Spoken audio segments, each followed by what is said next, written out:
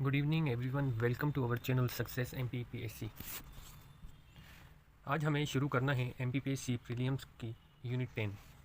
Unit 10 basically बात करता है tribes of Madhya Pradesh, heritage, folk culture and folk literature की। किसकी बात करता है? Tribes of Madhya Pradesh, heritage, folk culture and folk literature की।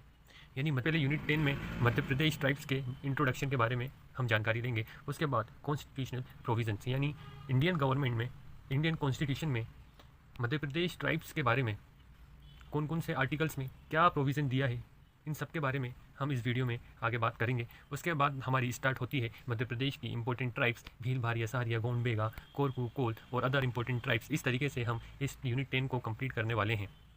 उसके बाद लास्ट में हम देखेंगे स्कीम्स एंड पैसा एक, उसके पहले ट्राइबल पर्सनालिटीज़। तो ये सब एक ओवरव्यू जो आपको स्क्रीन पे नज़र आ रहा है, इस तरीके से हम अपनी यूनिट 10 को कंप्लीट करने वाले हैं।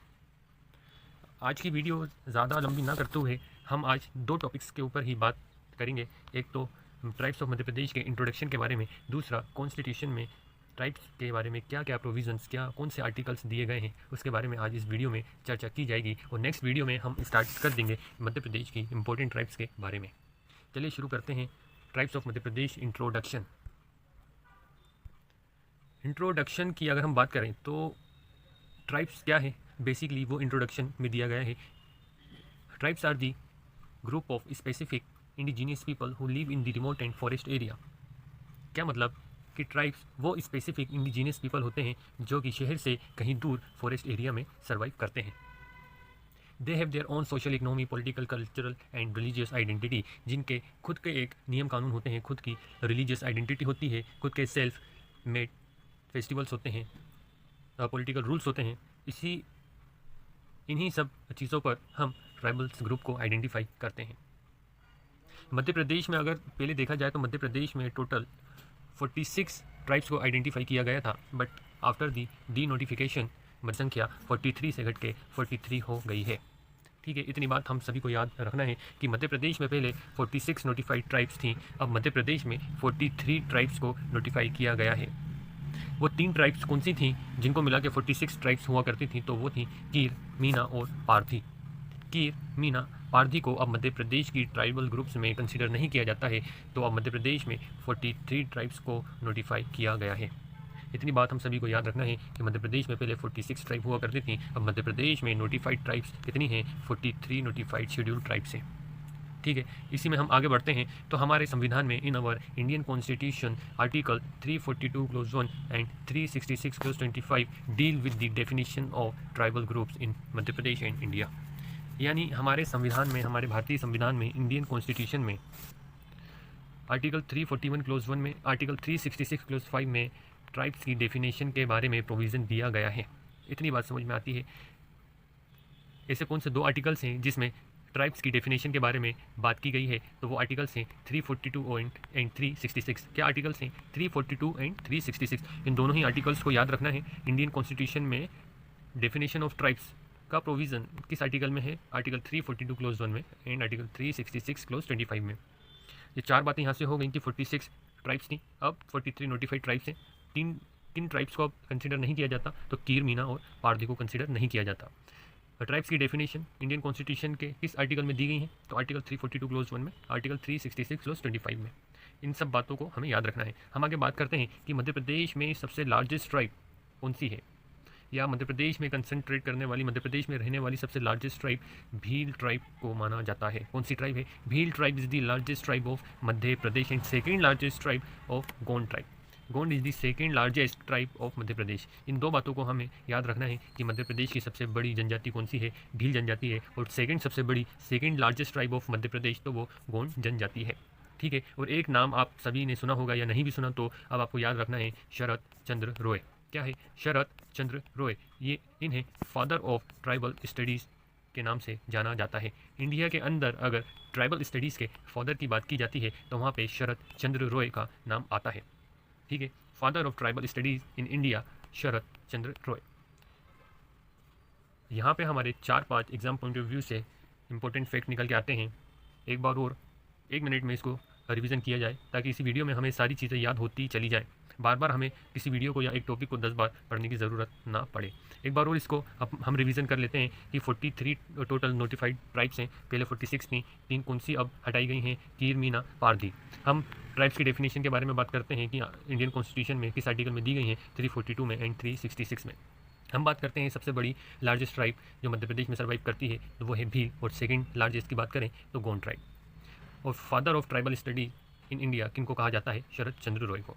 तो ये रहा ट्राइबल ग्रुप्स के बारे में इंपॉर्टेंट इंट्रोडक्शन, और इसी इंट्रोडक्शन से 7 से 8 फैक्ट अपने सामने निकल के आते हैं। अब हम इसके कॉन्स्टिट्यूशनल प्रोविजंस के बारे में बात करते हैं कि हमारे संविधान में क्या सेफगार्ड दिए गए हैं schedule tribes and schedule caste के बारे में, और कौन कौन से आर्टिकल्स शेड्यूल ट्राइब से रिलेट करते हैं, उन सब के बारे में हम आगे इस वीडियो में बात करते हैं। हम देखते हैं कि articles education and cultural safeguard से रिलेटेड जो आर्टिकल्स हमारे संविधान में दिए गए हैं उनमें से सबसे पहला आर्टिकल्स होता है आर्टिकल 15 क्लोज 4। इसको अगर मैं थोड़ा जूम कर लूँ ताकि विजिबिलिटी क्लियर हो जाए। आर्टिकल 15 क्लोज 4 ये फंडामेंटल राइट्स के ही एक आर्टिकल है जो कि फंडामेंटल राइट आर्टिकल 12 से आर्टिकल 35 तक है, मौलिक अधिकार। उसी में से 15 क्लोज 4 की बात यहाँ पे की गई है कि आर्टिकल 15 के क्लोज 4 किसकी बात करता है, तो ये बात करता है the state has right to make their provision for the development of socially and economically backward classes like ST SC OBC यानी schedule tribe, schedule caste and other backward classes. यानी सिंपल लैंग्वेज में अगर कहा जाए कि हमारे संविधान के आर्टिकल 15 क्लोज 4 में SC ST OBC के डेवलपमेंट के लिए स्पेशल प्रोविजंस की बात की गई है कि हमारे स्टेट्स को ये अधिकार है कि वो ST SC OBC क्लासेस के डेवलपमेंट के लिए स्पेशल प्रोविज़न बना सकता है। ठीक है, इतनी बात समझ में आती है। एक बार और हम इसको रिपीट कर लेते हैं कि आर्टिकल 15 क्लोज 4 में क्या दिया है कि स्टेट को यहाँ पे अधिकार दिया गया है कि वो सोशली एजुकेशनली बैकवर्ड क्लासेस जैसे कि ST SC OBC के डेवलपमेंट के लिए स्पेशल प्रोविज़न बना सकती है। ठीक है, मेरे ख्याल से आप सभी को इतनी चीज़ समझ में आ गई होगी कि आर्टिकल 15 क्लोज 4 किसकी बात करता है।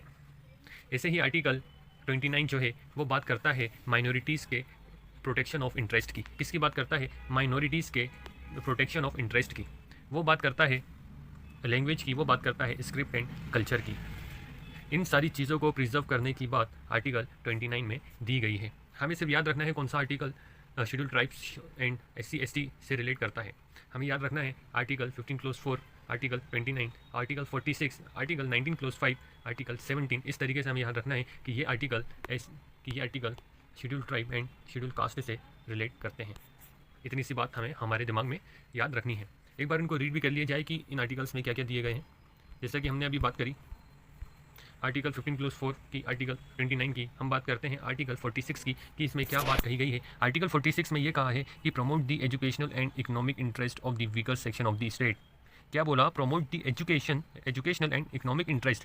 किसके एजुकेशनल और इकोनॉमिक इंटरेस्ट को प्रमोट करने की बात कही जा रही है, तो यहाँ पर बात हो रही है वीकर सेक्शन के बारे में कि स्टेट के अंदर, यहाँ पे स्टेट से मतलब है आपका स्पेसिफिक एक इंडिविजुअल स्टेट नहीं, यहाँ पे स्टेट से मतलब है कंट्री।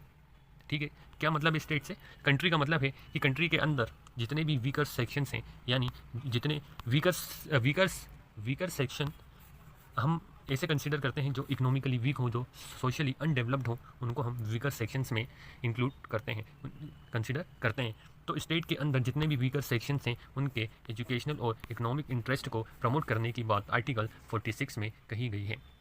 ठीक है, एक बार और रिपीट अगर हम करें कि आर्टिकल 46 में वीकर सेक्शन के एजुकेशनल एंड इकोनॉमिक इंटरेस्ट को प्रमोट करने का प्रोविज़न दिया गया है। आर्टिकल 15 क्लोज 4 हो गया, आर्टिकल 29 हो गया, आर्टिकल 46 हो गया। हम बात आर्टिकल 19 क्लोज 5 इसकी बात करता है, तो आर्टिकल 19 क्लोज 5 में ये दिया है this article is a reasonable restrictions on the freedom granted in article 19 close 1 सब क्लोज D एंड 19 क्लोज 1 सब क्लोज E। जैसा कि फंडामेंटल राइट्स के 19 आर्टिकल्स में 6 राइट्स दिए गए हैं कि right to movement, right to freedom, right to speech, right to resident in the territory of India, है ना। तो यही सब आर्टिकल्स दिए गए हैं, उन्हीं के ऊपर कुछ एक्सेप्शंस भी हैं। वो क्या एक्सेप्शंस हैं जिनके बारे में यहाँ पर दिया गया है, तो यहाँ बात करता है आर्टिकल 19 क्लोज 1 सब क्लोज D की कि free travel with the territory of India, यानी आप भारत के अंदर कहीं भी फ्री ट्रेवल कर सकते हैं, कहीं भी मूवमेंट कर सकते हैं। बट यहाँ पर एक्सेप्शंस क्या दिए गए हैं कि आप शेड्यूल ट्राइब्स और शेड्यूल एरियाज़ के अंदर परमानेंट सेटलमेंट के तौर पर रिसाइड नहीं कर सकते। क्योंकि अलग से हमारे संविधान के अंदर शेड्यूल्ड ट्राइब्स के एरियाज़ को रिजर्व किया गया है, उनको एक अलग से अधिकार दिया गया है। तो आप ऐसी जगहों पर नहीं जा सकते जहाँ पे आप शेड्यूल्ड ट्राइबल एरियाज़ को कुछ हानि पहुँचा सकते हैं, या फिर हमारे द्वारा इनको कुछ हमारे एक्सिस से दिक्कत परेशानी हो सकती है। तो इन सब कुछ एरियाज़ पे सम रिस्ट्रिक्शंस लगाए गए हैं। उसी की बात हमारे आर्टिकल 19 क्लोज 5 में की गई है। ठीक है, इतनी बात समझ में आती है कि 19 क्लोज 5 में किसकी बात की गई है। तो 19 क्लोज 5 में हमारे कुछ इम्पोजिस के रिस्ट्रिक्शंस हैं जो कि फ्री मूवमेंट को लेकर हैं, उसकी बात की गई है। आर्टिकल 17 क्या बात करता है? देखिए, वेरी इंपॉर्टेंट आर्टिकल 17 बात करता है एबोलिशन ऑफ अनटचेबिलिटी। इसकी बात करता है एबोलिशन ऑफ अनटचेबिलिटी को ख़त्म करने की बात करता है। किसके अगेंस्ट में? Schedule tribes and schedule caste के अगेंस्ट में and other section of the society. Untouchability की प्रैक्टिस को ख़त्म करने के लिए आर्टिकल 17 बात करता है। आर्टिकल 17 ये कहता है कि schedule tribes and schedule caste और other section of the society, इन सभी के अनटचेबिलिटी ऑफेंस को एक गहरा ऑफेंस माना जाएगा, और इसी अनटचेबिलिटी प्रैक्टिस को ख़त्म करने की बात आर्टिकल 17 में की गई है। आगे कुछ और इसके इम्पोर्टेंट आर्टिकल्स के बारे में बात करते हैं। आर्टिकल 322, आर्टिकल 335 जूम कर लेते हैं। आर्टिकल 322, आर्टिकल 334, आर्टिकल 335 क्या है, इसके बारे में क्या प्रोविजंस दिए हैं उसके बारे में हम बात करते हैं। Article 332, this article deal with the reservation of seats for scheduled tribes and scheduled caste in the state legislative assembly.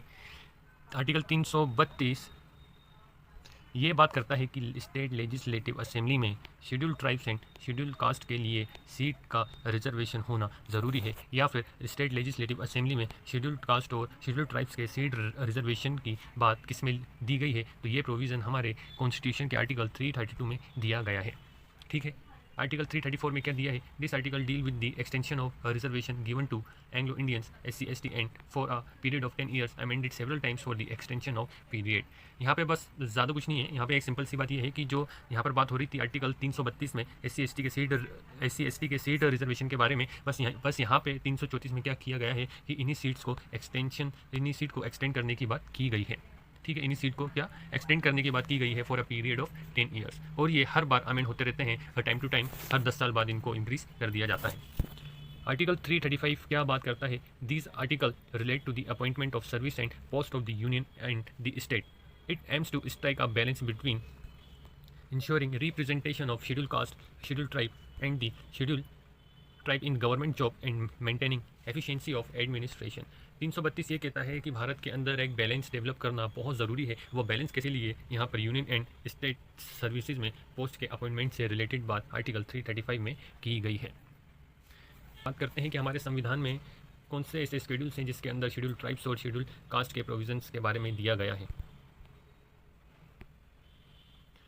Schedule related to schedule tribes and schedule caste, यहाँ पे अगर हमें देखें तो सबसे पहले 5th शेड्यूल नज़र आता है, जिसके अंदर क्या दिया है कि Indian constitution deal with the administration and management of the schedule area and schedule tribe where tribal communities are in the majority.